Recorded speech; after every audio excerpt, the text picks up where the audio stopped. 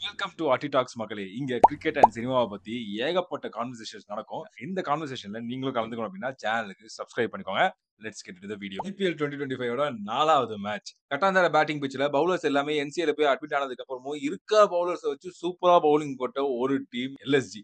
இன்னொரு பக்கம் நல்ல டீம், ஸ்ட்ராங்கான டீம் வச்சிருந்தாலுமே, சேஸ் பண்ணக்கூடிய ஒரு ஸ்கோரா இருந்தாலுமே, அது திக்கி திசை மாறி, தட்டு தடுமாறி, கடைசியில எப்படியோ கஷ்டப்பட்டு ஜெயிச்ச இன்னொரு டீம் அது டிசி. இவங்க 2 பேருக்கும் நடந்த அந்த மேட்ச பத்தி தான் இன்னைக்கு வீடியோல பேச போறோம். ஃபர்ஸ்ட் ஆஃப் ஆல் ஒரு காமனான பாசிட்டிவ் என்ன அப்படின்னா, இப்போ வரைக்கும் நடந்த 4 மேட்ச்லயுமே பயங்கர குளோஸா போயிட்டு, பயங்கர நெயில் பைட்டிங் பினிஷ் குடுத்த ஒரே மேட்ச் அப்படின்னா, அது கண்டிப்பா இந்த மேட்ச் தான். மேட்ச் வந்து இப்படி, அப்படி, இப்படி அப்படின்னு சீசால உட்கார்ந்திருக்க மாரி ஆடிக்கிட்டே இருந்துச்சு. அது வந்து 2 டீமுக்குமே ஒரு காமனான ஒரு பாசிட்டிவா சொல்லிடலாம். இப்போ ஜெயிச்ச டீமான டிசி அவங்களுடைய பாசிட்டிவ்ஸ் என்னன்னு பார்த்துடலாம். எனக்கு தெரிஞ்சு இதுவரைக்கும் பேசின அந்த வீடியோஸ்லயே ஜெயிச்ச டீமுக்கு பாசிட்டிவ் கம்மியா இருக்கிறது எனக்கு தெரிஞ்சு இந்த டீமுக்கா தான் இருக்கும்னு நினைக்கிறேன். பயங்கரமா சொதப்புனாய்ங்க. சரி, அத நம்ம நெகட்டிவ்ல வருவோம். ஃபர்ஸ்ட் பாசிட்டிவ் என்ன அப்படின்றத பார்த்துடலாம். ஃபர்ஸ்ட் எனக்கு தெரிஞ்சு டிசியோட பாசிட்டிவா இருந்தது. இவங்க பயங்கரமா ரிலே ஆயிருக்க அவங்களுடைய spin twins like Axar Patel and Kuldeep Yadav அதுக்கேத்த மாரி அவங்க ரொம்ப சூப்பரா போட்டு குடுத்தாங்க. அக்ஷர் பட்டேல் பார்த்தீங்க அப்படின்னா 3 ஓவருக்கு 18, இன்னொரு பக்கம் குல்தீப் யாதவ் பார்த்தீங்க அப்படின்னா 4 ஓவருக்கு 20. 4 ஓவருக்கு 20ங்க. அதுவும் எங்க டெல்லி மாரி ஒரு கட்டாந்தர பிட்ச்ல இன்னொரு பக்கம் ஆப்போனன்ட் டீம் வச்சு விளாசிக்கிட்டு இருக்காய்ங்க. அப்படி இருக்கிறப்போ ரிஷப் பண்ட் அண்ட் ஆயுஷ் பதோனி இந்த மாரி 2 பிளேயர்ஸோட விக்கெட் எடுத்து அந்த மொமெண்டம லைட்டா வந்து டிசி பக்கம் கொண்டு வந்தது பார்த்தீங்க அப்படின்னா, நம்ப குல்தீப் யாதவ் தான். இன்னொரு பக்கம் அக்ஷர் பட்டேல் 3 ஓவருக்கு 18 6 ரன் பெர் ஓவர் தான். செமையான எக்கனாமிக்கலா போட்டிருந்தாரு. லைக் அதான் சொல்றேனே திரும்பவும் இவங்க வந்து எக்கனாமிக்கலா போடுறது ஒண்ணு. லைக் ஒரு சென்னை மாரி ஒரு பிட்ச், ஒரு அகமதாபாத் மாரி ஒரு பிட்ச், இல்ல வந்து லக்னோ மாரி ஒரு பிட்ச்ல வந்து போடுறது வேற. ஸ்பின்னுக்கு ஹெல்ப் பண்ணக்கூடிய பிட்சஸ்ல போடுறதுன்றது வேற எக்கனாமிக்கலா.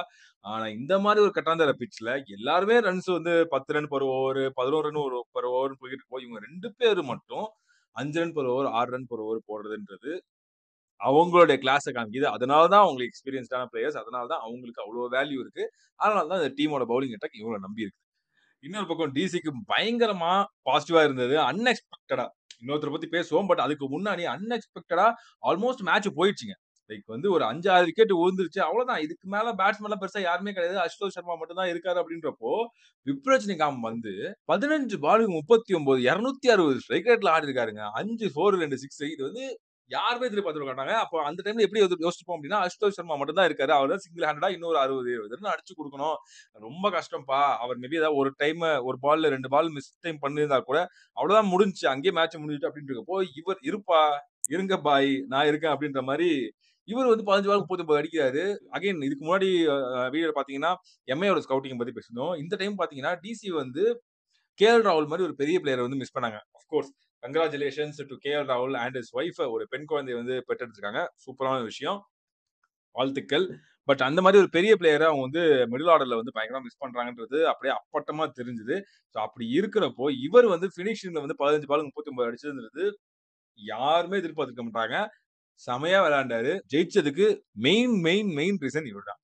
இவரு ஒரு பக்கம் மொமெண்டத்த குடுத்தாரு அப்படின்னா, அந்த மொமெண்டத்த அப்படியே கேரி பண்ணிட்டு கொண்டு போயிட்டு பினிஷிங் ஜாப் தாங்க எனக்கு தெரிஞ்சு கிரிக்கெட்ல one of the toughest job. ஏன்னா, அதுவரைக்கும் நல்லா விளையாண்டவங்கலாம் மறந்துருவாங்க. பினிஷர் வந்து ஒழுங்கா பண்ணி குடுக்கல அப்டின்னா, வச்சு கிழி கிழின்னு கிழிச்சுருவாங்க. ஈஸியா வந்து அந்த லைம் லைட்ல இருக்கக்கூடியது பார்த்தீங்க அப்டின்னா, பினிஷர்ஸ் தான். அப்டி இருக்கப்போ அந்த அசுதோஷ் சர்மா ஸ்டார்ட்டிங்ல பார்த்தீங்கன்னா, ரொம்ப பொறுமையா விளையாண்டாருங்க. எனக்கு தெரிஞ்சு ஃபர்ஸ்ட் ஒரு 18, 16, 18 பால் பொறுமையா தாங்க ஆடுனாரு. கடைசி ஒரு 2 ஓவர் அந்த 12 பால் தான் அவர் வந்து இந்த ருத்ர தாண்டவம் ஆடுறது இருக்குல்ல, அது ஆடுனாரு. ஏன்னா, ஒரு பக்கம் விக்கெட்ஸ் போயிட்டே இருக்குது. நானும் அடிக்க போயிட்டு அவுட் ஆயிட்டேன் அப்டின்னா, சரிப்பட்டு வராதுன்றதுக்காக விப்ரஜ வந்து அடிக்க வுட்டுட்டு, இவரு பக்கத்துல இருந்து வேடிக்கை பார்த்துட்டு இருந்தாரு. ஸ்ட்ரைக்க ரொட்டேட் பண்ணி குடுத்துக்கிட்டே இருந்தாரு. எந்த ஒரு இடத்துலயும் அவசரப்படல. அதான் வந்து அ சூப்பர் ஜெயண்ட்ஸ் உடைய எல்எஸ்ஜி உடைய பவுலர்ஸ் வந்து சூப்பரா போட்டாங்க. ஸ்பின்ன வச்சு பயங்கரமா டாமினேட் பண்ணாங்க அப்டின்னாலுமே, அத வந்து சமாளிச்சு வச்சு விளாசுன்னு விளாசி, கடைசில ஒரு 6 அடிச்சு சூப்பரா முடிச்சு குடுத்தாரு அசுதோஷ் சர்மா. மத்தபடி ஃபேஃப் டு பிளஸி அவருடைய கிளாஸ் வந்து ஓரளவுக்கு காமிச்சாரு. 18 பாலுக்கு 29 இன்னொரு பக்கம் விக்கெட்ஸ் போயிட்டே இருந்துச்சு. இவராலயுமே பெருசா எதுவும் பண்ண முடியல. எல்எஸ்ஜி யாரோ பாத்தீங்கன்னா, அடிக்கிற பால் எல்லாம் மிஸ் டைம் பண்றதெல்லாம் 6 4 போயிட்டு இருக்கு. இவங்க வந்து கஷ்டப்பட்டு இழுத்து அடிக்கிறாங்க. பால் வந்து இன்ஃபீல்டே தாண்ட மாட்டேங்குது. பிட்ச் வந்து ஸ்லோவா ஆயிடுச்சா?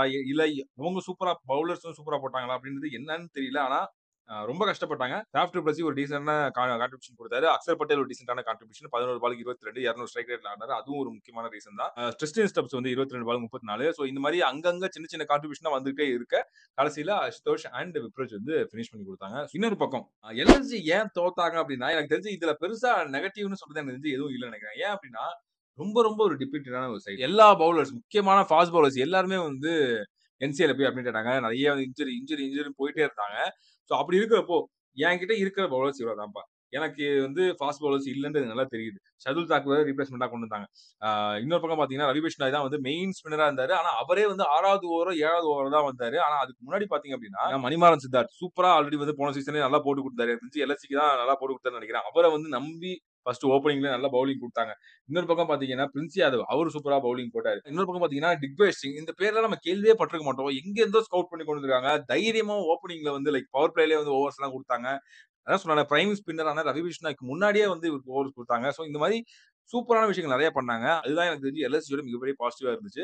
அகைன் சொல்றேனே, இவங்க கிட்ட நெகட்டிவ்னு சொல்றதுக்கு எனக்கு மனசு வரல. ஏன் அப்டின்னா, இவங்க கண்டிப்பா தோத்துருவாங்க அப்டின்ற நெலைமையில தான் எல்லாருமே எதிர்பார்த்து தான் இந்த மேட்ச்சே பார்க்க ஆரம்பிச்சிருப்போம். பயத்த குடுத்துட்டாங்க. டிசிக்கு வந்து இல்ல. அவ்வளவுதான் முடிஞ்சுச்சு. எல்லாருமே அப்படிதான் நெனச்சாங்க. அவ்வளவுதான் முடிஞ்சுச்சு. சூப்பரான பவுலிங் போட்டாங்க. லைன் அண்ட் லென்த் கரெக்ட்டா போட்டாங்க. விக்கெட்ஸ் எடுத்துக்கிட்டே இருந்தாங்க. அவங்கள மேட்ச்க்குள்ள வரவே விடல. ரிஷப் பண்டோடைய கேப்டன்சி ரொம்ப சூப்பரா இருந்துச்சுங்க. லைக் ரிஷப் பண்ட் ஒரு நல்ல கேப்டனா இல்லையான்றது வந்து நம்ம ஒரு டிபேட் கூடிய விஷயமா இருந்துச்சு. பட் இந்த மேட்ச்ல அவருக்கு இருக்கிற ரிசோர்ஸ வச்சு சூப்பரா ரொட்டேட் பண்ணாரு.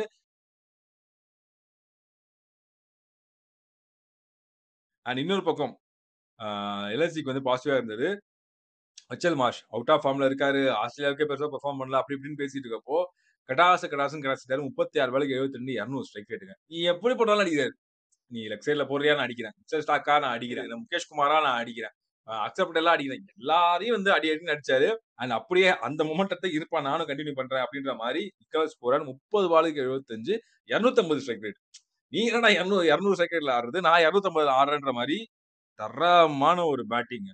அதாவது ஸ்பின்னர்ஸ் அவரு முட்டிக்கால் போட்டு அடிக்கிறது இருக்குல்ல, செமையா இருக்கு பார்க்கறதுக்கே. லைக் அந்த ஸ்ட்ரெய்ட்டா ஆடுறதும் சரி, முட்டிய மடக்கி இப்டி அக்ராஸ்ல வச்சு சாத்துறதும் சரி, மனுஷன் வந்து நான் தரமான ஒரு வெஸ்ட் இண்டீஸ் பிளேயர் அப்படின்றத காமிச்சாரு. எஸ் நெறைய ஷாட்ஸ் வந்து மிஸ்டேக் ஆயிருந்துச்சு.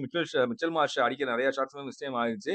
அது அவங்களோட குறை கிடையாது. அது இந்த கிரவுண்டோட குறை. 60 மீட்டர் 6 50 மீட்டர் 6 பவுண்டரி லைன்லாம் வச்சாங்க அப்படின்னா, மிஸ்டேக் ஷாட்ஸ் கூட 6 போக தான் செய்யும். அது கடைசியா பார்த்தீங்கன்னா, டேவிட் மில்லர் 19க்கு 27 ஒரு ஒரு குட் இன்னிங்ஸ். அண்ட் மத்தபடி பார்த்தீங்க அப்படின்னா, பெருசா ஒரு பாசிட்டிவ்ஸ் எதுவுமே கிடையாது.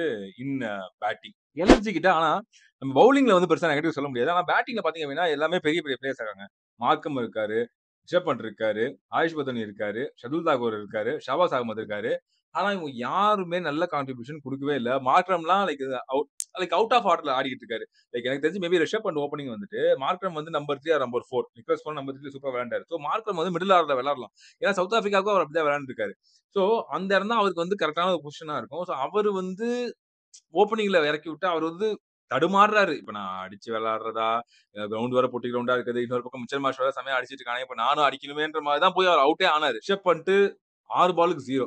கம்ப்ளீட்லி அவுட் ஆஃப் ஷார்ட்ஸ்ன்னு சொல்லுவாங்கல்ல, அந்த மாரி இருந்தாரு. இன்னொரு பக்கம் ஆயுஷ் பதோனி, அவரும் பெருசா இதுவரைக்குமே கன்சிஸ்டன்ட்டா ஒரு 4, 5 மேட்ச் செம்மையா விளையாண்டுருக்காரு. இல்ல ஒரு சீசன் வந்து சூப்பரா விளையாண்டுருக்காரு. பெருசா நமக்கு பார்த்ததே கிடையாது. ஷார்துல் தாக்கூர் ஆஃப் கோர்ஸ் பேட்டிங்ல பட்டா பாக்கியம், பட்டாடி லேகியம் தான். அண்ட் ஷபாஸ் அகமது அவருமே வந்து சூப்பரான பேட்ஸ்மேன் கிடையாது. பட் யூஸ்ஃபுல் 20s, 30s அடிப்பார்ன்னு நான் எதிர்பார்த்தேன்.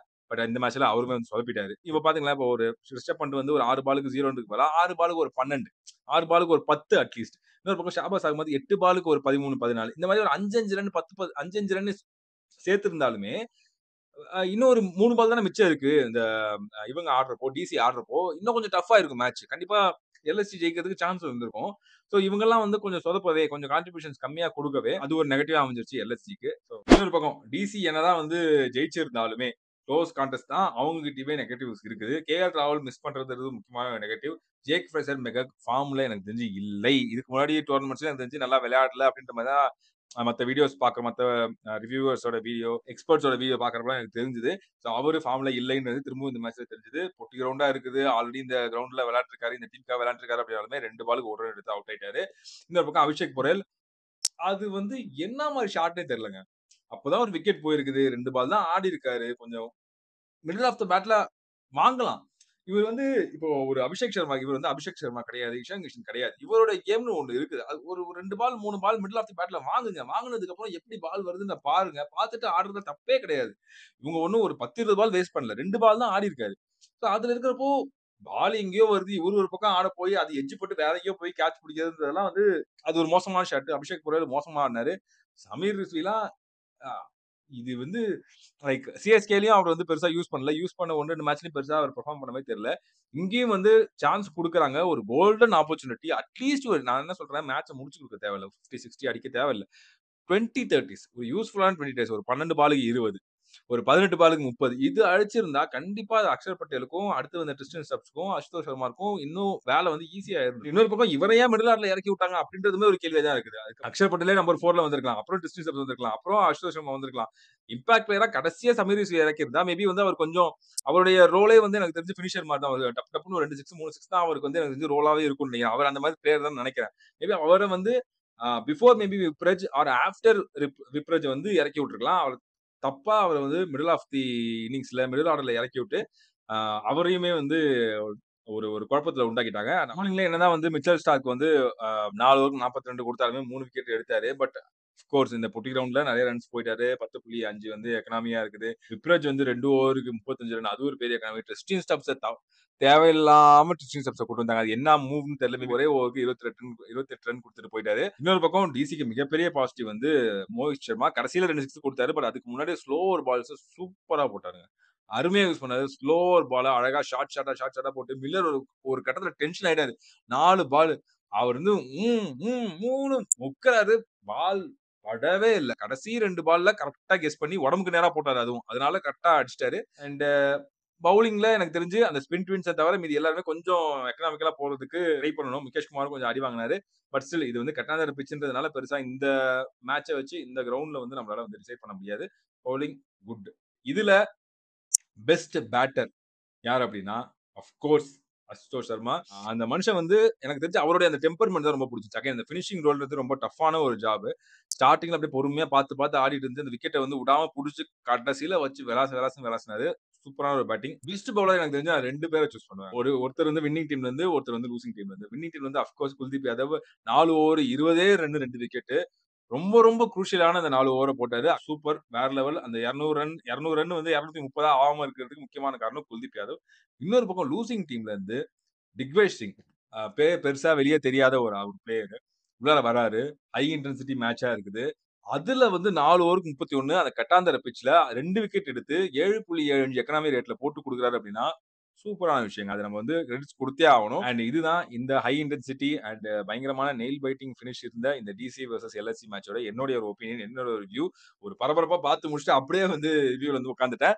இந்த சட்டையில இதோட 4வது வீடியோவா கன்டினியூஸா நான் போடுறேன். இதே இடத்துல உட்கார்ந்து. சோ என்னால முடிஞ்ச வரைக்கும் நான் எஃபோர்ட் போடுறேன். எல்லா வீடியோஸ்க்கும் எல்லா மேட்ச்க்கும் தனித்தனி வீடியோ நான் போடுறதுக்கு நான் வந்து ட்ரை பண்றேன். உங்களால முடிஞ்ச அளவுக்கு சப்போர்ட் நீங்க குடுங்க. I will try my level best. அதுதான் என்னால சொல்ல முடியுது. அடுத்து இந்த வீடியோஸ் எல்லாத்தையுமே எடிட் பண்ணி டக்கு ரிலீஸ் பண்ணணும். Let's see. இதே மாரி இந்த வீடியோ உங்களுக்கு புடிச்சிருந்துச்சு அப்படின்னா லைக் பண்ணுங்க, ஷேர் பண்ணுங்க, கமெண்ட் பண்ணுங்க. மறக்காம சேனல் சப்ஸ்கிரைப் பண்ணிட்டு பக்கத்துல இருக்க பெல் ஐகானை கிளிக் பண்ணுங்க. தேங்க்ஸ் அண்ட் ஆப்ஷன் சூஸ் பண்ணி அண்ட் உங்களால முடிஞ்ச அளவுக்கு காணிக்கை செலுத்துங்க. அண்ட் இதே மாரி இன்னொரு சூப்பரான வீடியோவோட, சூப்பரான ரிவ்யூவோட உங்களை வந்து மீட் பண்றேன். நன்றி, வணக்கம்.